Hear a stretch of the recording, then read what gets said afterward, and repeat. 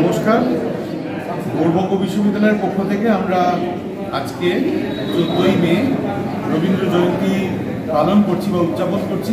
যদিও 8ই মে এটা হয়েছিল, কিন্তু তখন আমাদের ছাত্রছাত্রীরা ছিল না, কারণ প্রখর দাবদাহের জন্য স্টুডেন্টরা আসছিল না, অনলাইনে ক্লাস হচ্ছে।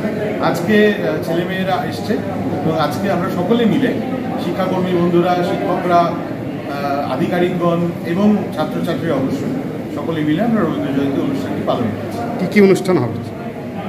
প্রথমে তো একটি আলোচনা সভা আছে, মাননীয় অধ্যাপক রজত কিশোর দে মহাশয়, তিনি রবীন্দ্রনাথের উপন্যাস নিয়ে বলবেন। তারপরে বৃক্ষরোপণ কর্মসূচি রয়েছে এবং ছাত্রছাত্রীদের সাংস্কৃতিক অনুষ্ঠান রয়েছে বিবিধ। কী নাম দাদা আপনার? আপনার নাম?